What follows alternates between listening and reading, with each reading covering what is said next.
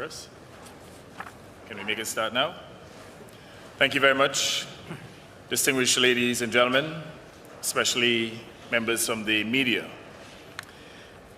Yesterday, two countries, Antigua and Barbuda and Tuvalu, launched a commission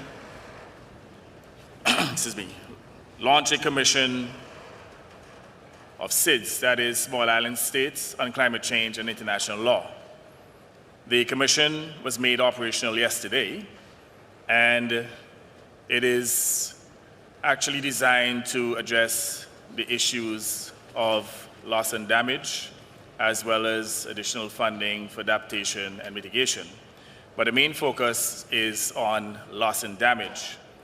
As you know, SIDS have been pushing to include the issue of loss and damage at various COPs. And it would appear that even at this COP, the issue would not be seriously addressed. And we believe that this is a very important issue for small island states.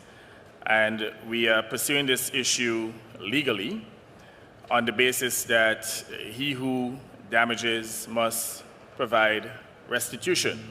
In other words, the polluter must pay. Now, this initiative is not intended to be an act of aggression. In fact, it is complementary in that all of the various efforts that we are utilizing to address the issue of climate change, we have now brought in a legal component which will help to address the issue of the abuse of fossil fuel energy.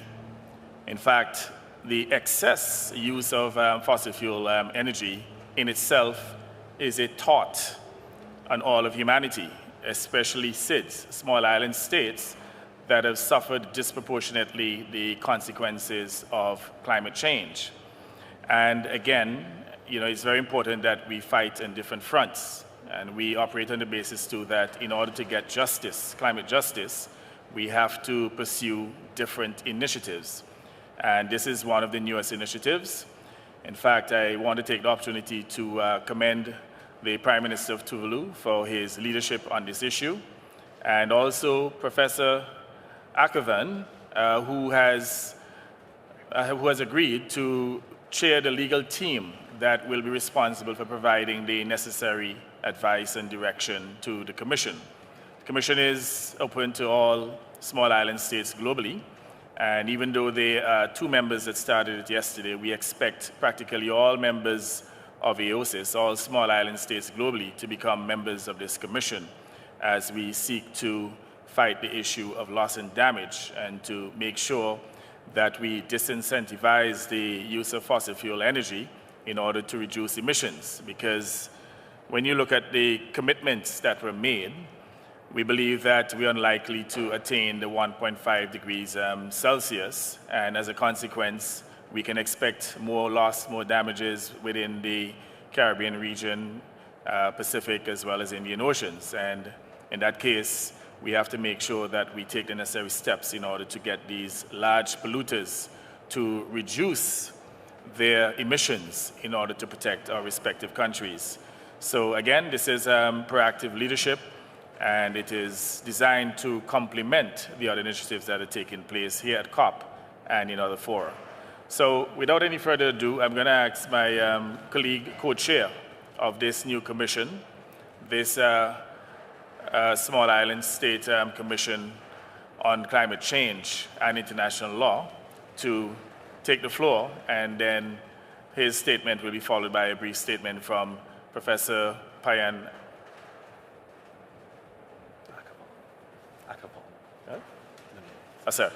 Professor Payan, who will give brief remarks. Thank you. Over to you.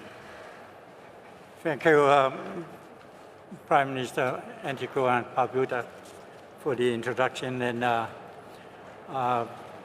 good morning, everyone.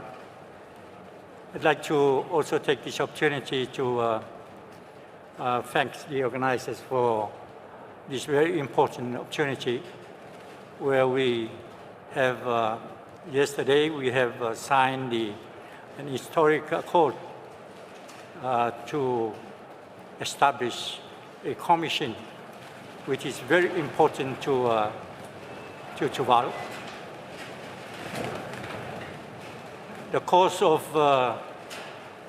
this commission is very much supported by my government and my people, and we welcome the initiative, and we also look forward to working together with my colleagues from Antigua, Barbuda, and also from the representative of the UN. As Prime Minister of Antigua, Barbuda mentioned, we are one of the country in the region, the Pacific region, who is very much impacted by climate change. And the support that we have provided to this commission is, it's in our interest, and we really strongly support the establishment of this commission so that it acts as an avenue for us to move forward our claims and also our interests in the destruction of climate change to our island countries. As you may or may not be aware, the capital of Tuvalu alone is seen as 40% of the land area goes underwater during high tides. And that is a very strong reason why Tuvalu want to use this commission to push forward our request for the means or the tribunal to bring it up to the International Tribunal for Law of the Sea and also the ICJ. So, Prime Minister, thank you very much. Thank you, Prime Minister. So we'll now hear from Professor Payam Avanash. Thank you, Honourable Prime Ministers. I'm greatly humbled to be able to assist in this historic initiative. One can say that small island states are the canary in the coal mine of climate catastrophe. They know better than anyone else what awaits all of humanity unless drastic steps are taken to reduce greenhouse gas emissions. But I would briefly say that what we learn in first year in public international law course is that states should not do harm to others. As the Honourable Prime Minister of Antigua and Barbuda said, the polluter pays. And we are no longer in the stage where there's a shred of doubt as to the consequence of continuing business as usual with vague commitments and empty promises. We know what is going to be coming in the coming years in terms of the deterioration of the situation, especially for small island states. And it's, I think, very commendable that these two leaders are now inviting all small island states to join forces to mobilize the power and legitimacy of international law and courts and other institutions to change the conversation from one of vague voluntary commitments to legally binding obligations and compensation. And it will be my honor to assist all the governments that wish to join this commission. Thank you. Okay, we thank you, Professor Akavan. And we will open the floor quickly for perhaps a couple of questions. Time is of the essence, so we'll have to be very quick. Thank you very much. Excellency, straight ahead.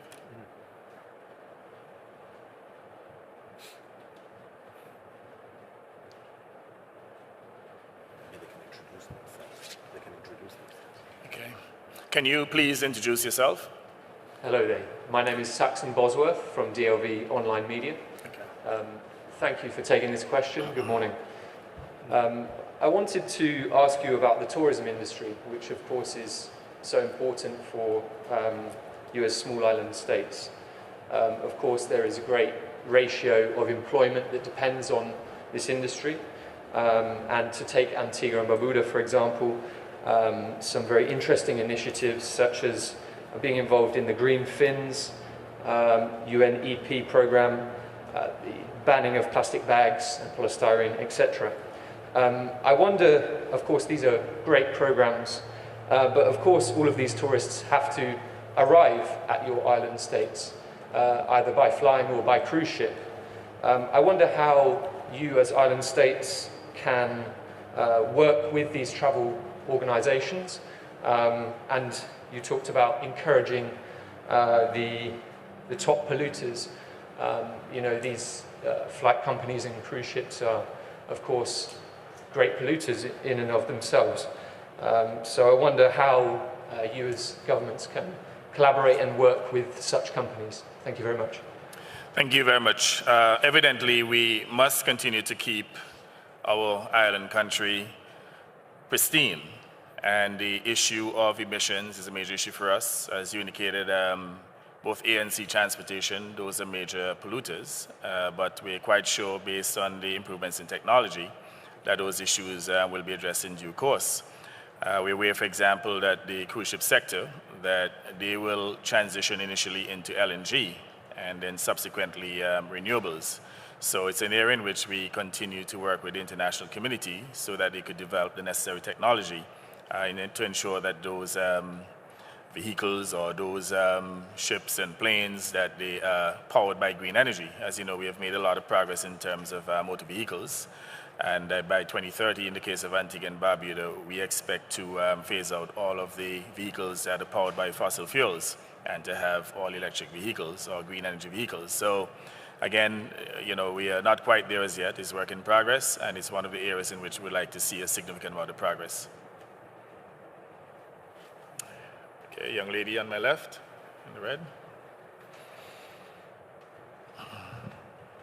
Thank you very much, Excellencies, and it's just, yeah, it's wonderful to be here and to see Antigua and Barbuda and, of course, Tuvalu taking such strong action. I'm Director General Anne Gallagher, Director General at the Commonwealth Foundation, and the Commonwealth, of course, welcomes both of these countries as members. My question is really about how this commission is going to work, because it is very clear that existing rules of international law have not been utilised to their full extent to hold countries to account for actions that they know are causing damage and continue to cause damage.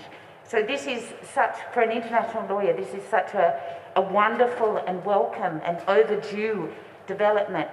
How is it going to work? And also, how can the international community, and I'm also talking about the Commonwealth, international institutions within and outside the United Nations, how can they support this in very practical ways? Thank you. Thank you very much. I'm going to ask Professor Ackerman to address that issue, but I'm aware, though, that this issue will be addressed under the United Nations Convention Law of the Sea.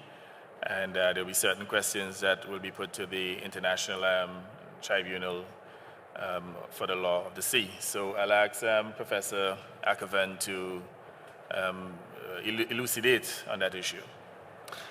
Thank you, Prime Minister. I'll be very brief. The agreement was concluded just yesterday. So the Commission is 1 day old, and you see before you the honorable co-chairs, and it will now be necessary in consultation, hopefully with other AOSIS members who will join the Commission, to hold consultations on how best to adopt a strategy that will develop international law in the right direction. So I would not presume on behalf of the co-chairs or the additional members who hopefully will join to already have a specific plan of action. But it is very clear that we are at a constitutional moment. For international law of the environment, like the Universal Declaration of Human Rights in 1948 spawned multiple treaties, new customary law, new enforcement mechanisms, and we hope through various mechanisms, including potentially requesting an advisory opinion from the International Tribunal for the Law of the Sea, given the central role of the oceans in global warming as the biggest sink, and also the ocean space being of fundamental importance to island states, to possibly pursue that path to explore the obligations of states in respect of the protection of the marine environment. So I think that's all I could say at this stage, and hopefully it will be possible to collaborate with the Commonwealth Foundation and a number of other institutions in this regard. Okay, thank you very much, Professor. Are there any other interventions? In fact, I think we may well have to wrap up. I've been advised that time has come to an end, and let me thank everyone for participating. I thank the distinguished Prime Minister of Tuvalu and, of course, Professor Ackerman for their input, and certainly the members of the press. And we're also counting on your support as well as we take up this new initiative that is designed ultimately to get the large polluters to reduce their carbon emissions as we seek to have a safer planet and ultimately to, let's say, protect human civilization. Thank you again for coming. Cheers.